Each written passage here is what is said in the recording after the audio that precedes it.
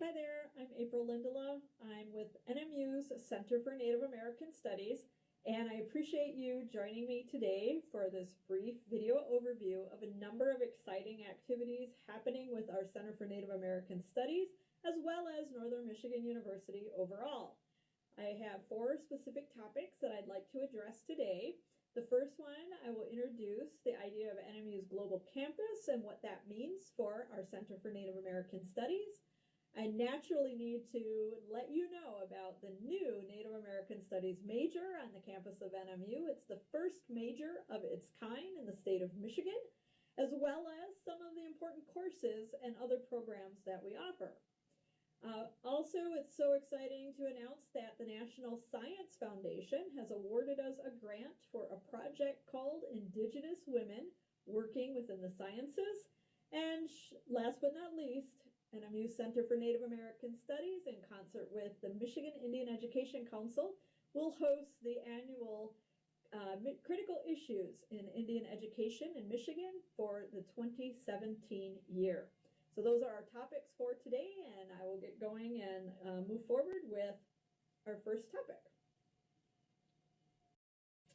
So NMU's global campus is something that was recently unveiled in November of 2016.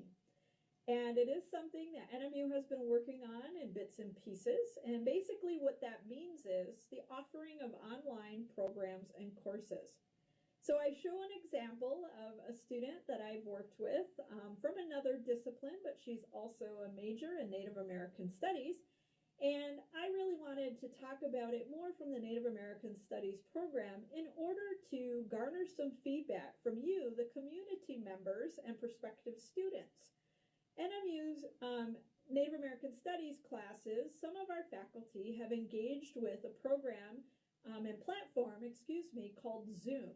And Zoom is a video platform which allows students who are from distant sites to log into the classroom and engage in classroom activity with the faculty member and even guest speakers. So one of the things that I personally do with this is I have a face-to-face classroom with a number of students, say 12 students, and then I might have 1 or 2 distant students who dial in from various communities. And that really works out well. I call that a blended classroom.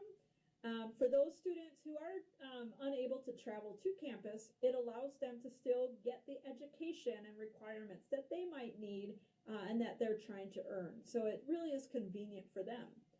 Dr. Martin Reinhardt, Associate Professor of Native American Studies, has been using the Zoom platform for a number of semesters. He actually does video chats with every single one of his students. He teaches Native American Studies 485, which is a class called American Indian Education. And that class is completely, students have dialed in from Alaska, Wisconsin, California. What's also really great about the Zoom platform is because of his work in Indian education on the national level, he has invited guests from Native American Rights Fund in Colorado, or other colleagues from Washington, D.C., National Indian Education Association. So it's been really amazing for students to have the opportunity to have video face-to-face chats with people working in Indian education on the national level. So we're seeking feedback from you on the community members on what do you think about doing more online programs within Native American Studies. Is this something that you would utilize and take some of our classes to gain more education and have more of a conversation about Indian education and Native American Studies? Would you consider using Zoom? Would you promote Zoom to others? And so we are seeking your help to kind of spread the word about this opportunity. One of the things that we want to use the feedback for is to gauge whether or not it would be wise of us to actually have our brand new major, if we were to enhance it, where that it would be available as an actual online academic major. So students could be here on campus taking the major, but students from northern Minnesota could be taking the major. And using the Zoom platform could be one way to accomplish that. So we want to hear from you. What do you think? Would you use it? Would you promote it to the folks that you work with, students that you work with, community members that you work with? All right, so that's our first topic. Our second topic is, of course, I got to talk about Native American studies as a whole. This is a slide, with a number of pictures that kind of give you some insight to who we are and what we do. I've also shared our mission statement here, and we have 3 points within our mission statement, in that we want to challenge our students to think critically, but also communicate effectively about Indigenous issues. And because we are centrally located in the Great Lakes region, we do concentrate on Indigenous issues in this area. Not to say that we don't touch upon other communities and other tribes from other regions. Of course we do. In fact, we have classes that focus as far as Indigenous Australia as well. So we do have an emphasis, because there's nothing like being at home and talking about home and having that local perspective, but naturally that is a ripple effect, and we do work outward from that as well. Our second thing that we work very hard to accomplish is stimulating that respectful inquiry. And trust me, respectful is there on purpose, about Indigenous peoples. And then finally, we provide a lot of active learning and service learning opportunities to strengthen our students' opportunity for engagement and interaction with community members. And so just a little bit of highlights about some of the pictures that you see here. These are all pictures that in some way our classes and students have benefited from that interaction with community support. So this kind of is really an interesting slide to come after the online conversation, because it is so much about interaction with community. But I think there are ways that the communities can help make that work for our distance students. But I do want to explain some of the pictures that you see here today. On the bottom left are a number of students from our Tribal Law and Government class who went to the Keweenaw Indian Communities Natural Resources Department. They're doing a service learning project in which they are replanting sacred medicines from inside their biodome, which is this really amazing greenhouse, to other pots and plants for further growth. So our Tribal Law and Government students were able to take part in learning more about the tribe's Department of Natural Resources, while also contributing to their goals and efforts. So in the center, you see a picture of 3 young ladies with author and speaker Dr. Robin Wall-Kimmerer. And Dr. Robin Wall-Kimmerer was on our campus. She did a wonderful lecture, received standing ovation on the amazing book, Braiding Sweetgrass. And these are 3 student leaders who at the time were presidents of our respective student organizations. We have 3 Native student organizations on the NMU campus. And so they had the opportunity to meet with her, talk with her. And as a Native female role model, we felt it was a great way for her to have some one-on-one time to mentor with these young emerging leaders that are students here on the campus. Below that picture, you see 2 elders, Elizabeth and Leonard Kimawan, and they are visiting the DeVos Art Gallery here on the campus of NMU. And they are talking about the importance of Native arts, is particularly working with birch bark and quill work, which is Elizabeth's gift, and that's her expertise. And so we have a program on our campus called the Elders in Residence program, where we invite elders to come to the NMU campus and spend 3 or 4 days with us. They lecture to classes, and the classes are not necessarily Native American studies, but they can range from art and design to social work to education, but naturally they do visit our Native Studies classes as well. So having the Elders in Residence programs underlines the importance of those who carry that wisdom, Kain Dasawin, in our communities, and reinforces their purpose and need to have elders at the forefront of what we do and how we teach and how we learn. And so we respect and recognize their contributions to the community by having a program once a semester for them. At the top right is tribal attorney Jana Simmons.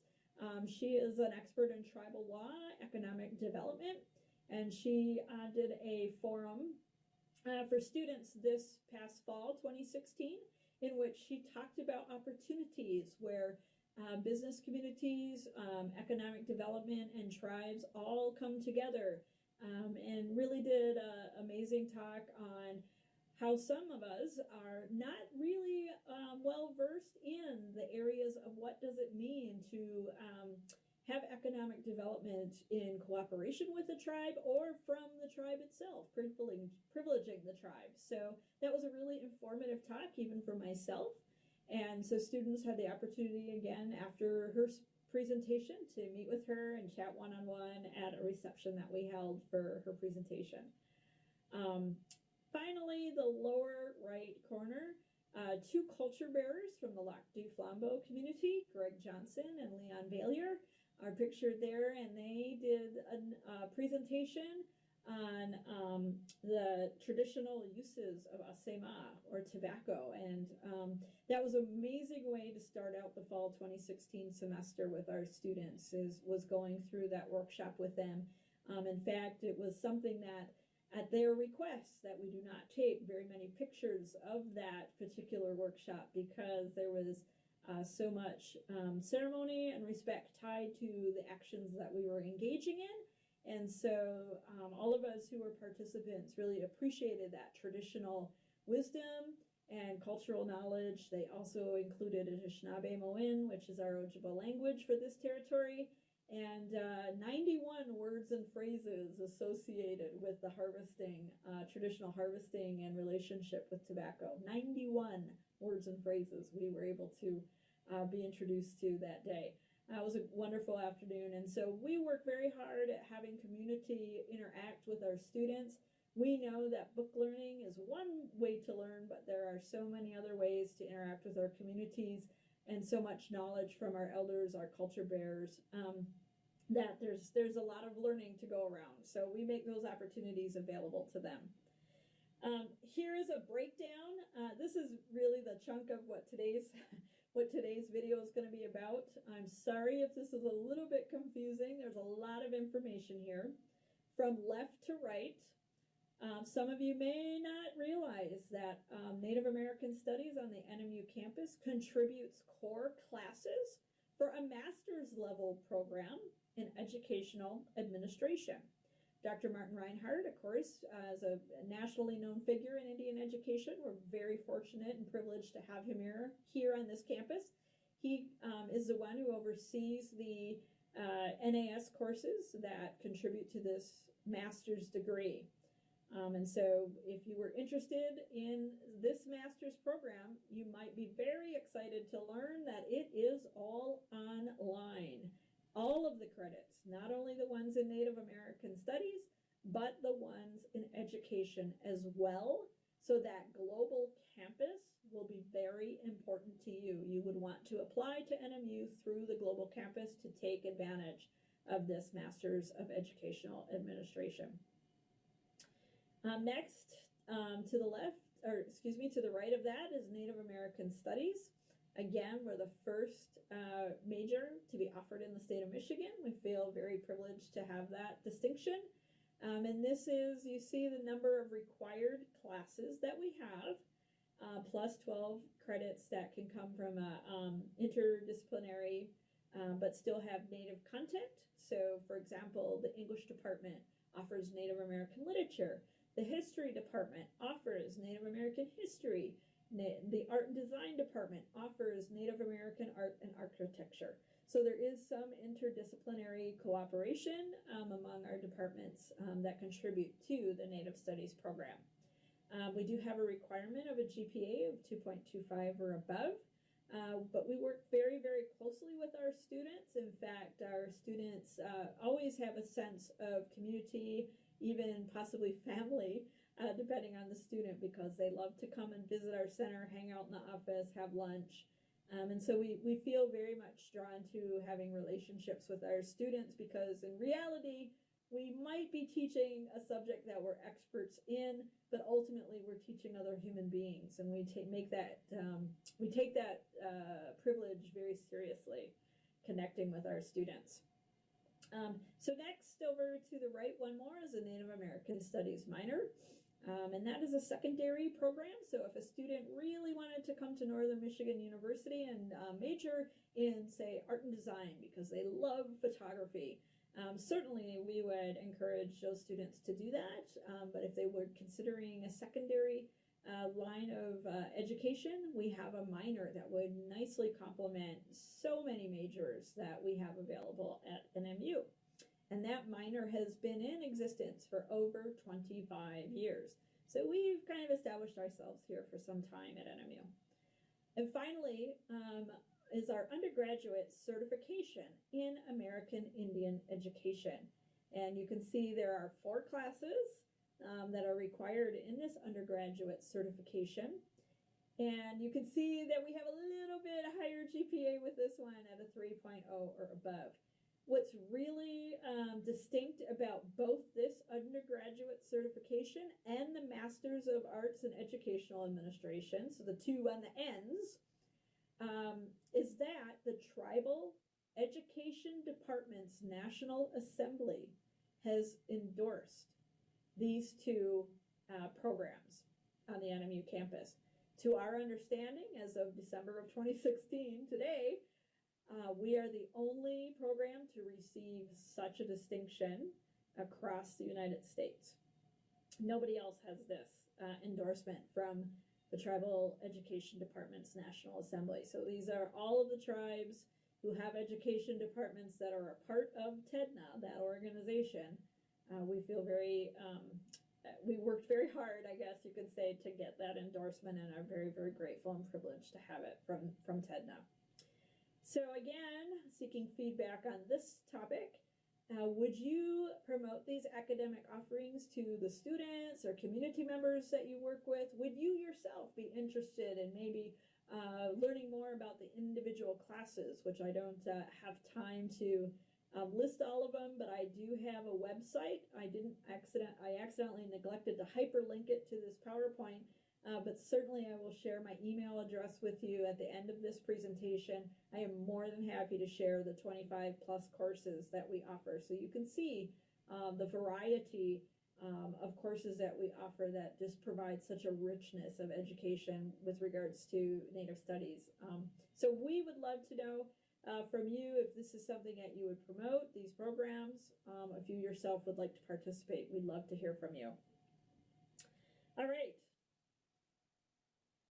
The Indigenous Women Working Within Sciences program. This is so exciting for us at the Center for Native American Studies. The National Science Foundation awarded our center and our Office of Diversity and Inclusion this program grant to do this amazing program. That it is a little bit complicated, though. This is why I kind of wanted to spend time talking with folks about it. So our project has 3 objectives. And the first objective is to provide training to K-16 STEM educators on American Indian inclusive methods and materials at a STEM Educators Institute. What we want to do is really take the time over 5 days to work with K-16 STEM educators and say, hey, here's a way that you can merge American Indian methodologies in your 10th grade science class. And here's why it's important to do that for all students, not just Native students, for all students. So the educators themselves will be enriched with this experience and have enhanced education. And also, we want to make sure to keep connected with these educators, and one way we want to do that is to seek out those who are really interested in serving as mentors to some of our future scholars of the Indigenous women working within the sciences program.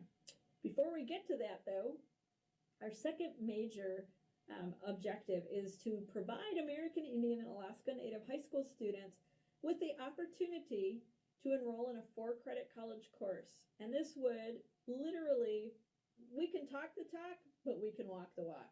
This will be our presentation of Native American Studies merged with the STEM disciplines. So this is a 12-day program.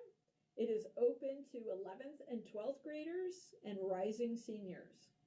So those who are entering, those who would be entering 11th grade, entering 12th grade, and those who are rising seniors who have just graduated. And so this would be an all-inclusive residential program. We have a lot of experience in this because we've been hosting summer programs at Camp Nesbitt at the Ottawa National Forest for years and years and years. And now we're kind of changing gears in that we used to do that for middle school students, and now we're seeking to do that for high school students as well, but providing them with the opportunity to earn college credit. We will have a specific application that we are designing right now. And so one of the pieces of feedback I didn't print on this PowerPoint, but that I would ask of you is to consider, and mainly it's because I need to know rather quickly, what would be requirements for student entry. Because there is a requirement with regards to GPA and such for those who are students who are dual enrolled from high school and college at the same time.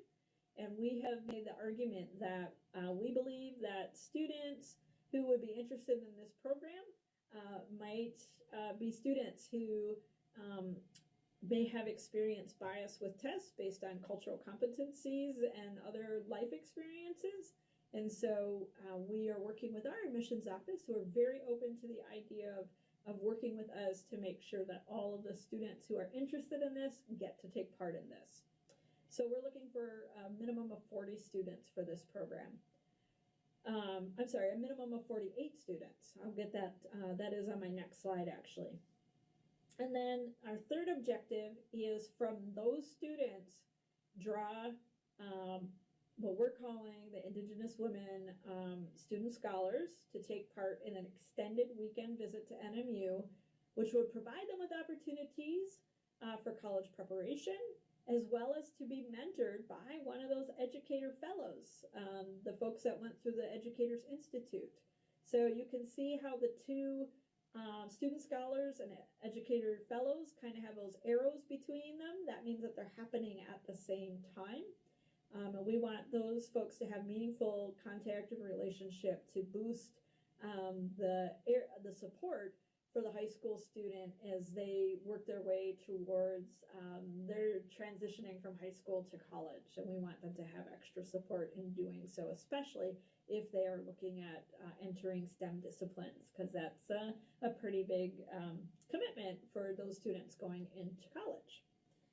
So my next slide will kind of give you some nuts and bolts about each one of those programs. So again, you have the title at the top and the length and general dates. We don't necessarily have each day reserved yet because we are waiting to hear back from the U.S. Forest Service on the Camp Nesbitt and the Ottawa National Forest for our summer program of 2017, and that will help us make a decision about when we will host the Educator Institute. So as soon as I have those days, those will be up on our website.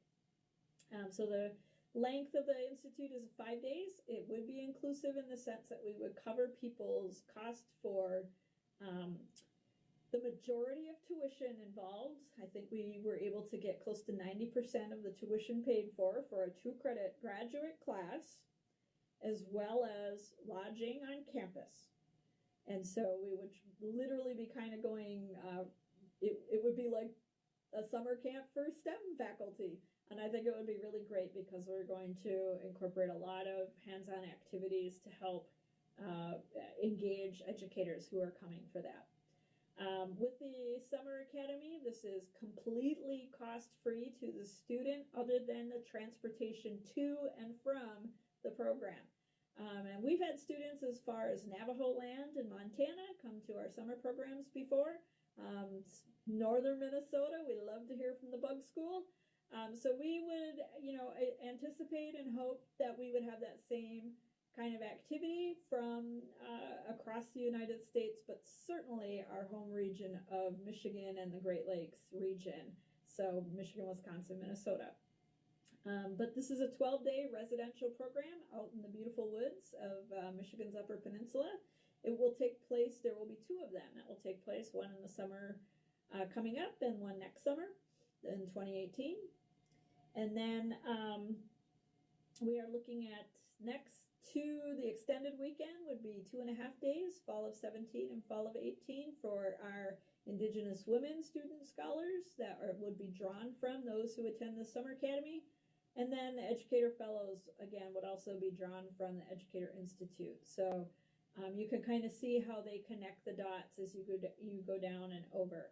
So the length and the general dates we're still working on for 2017, but they'll be hopefully up very soon. Our locales will be between NMU campus. We don't know for sure about the extended weekend. We are hoping to stay at a nearby health camp about a half hour out of Marquette, Michigan, where the NMU campus is located, but we hope to have that tied down pretty soon. And then also our numbers, minimum numbers. So again, seeking feedback from you out there in the community. Would you participate and or promote these programs to the students, community members that you work with? So please let us know. We really want to have some great interaction from many of you from around the region and the United States. Our promotional campaign will hopefully be unveiled in January when everybody's coming back to school. So last but not least, please mark your calendar. Especially for those of you in the vicinity geographically, we would love to have you come to the NMU campus March 23rd through the 25th. The NMU Center for Native American Studies and Michigan Indian Education Council are working together to host the annual Critical Issues in Indian Education Conference. This has been an annual conference in the state of Michigan for decades, and the Michigan Indian Education Council we haven't been into the UP for quite a few years, so we are excited to bring it back to the UP of Michigan and talk about some really important issues. And this is K through 16, and it probably could even include pre-K, so as to not exclude anybody. This is all the way, these are all communities, how we educate, how we learn, how we know, ways of communicating, ways of listening, ways of group learning. I mean, there's lots of great conversations, and so we hope that you will take time for these 2 days to learn more about this conference. They're working hard to get their plans together, and in actuality, the webmaster has been out at Standing Rock and away from his computer, so we haven't had stuff on the website yet. Hopefully you understand why.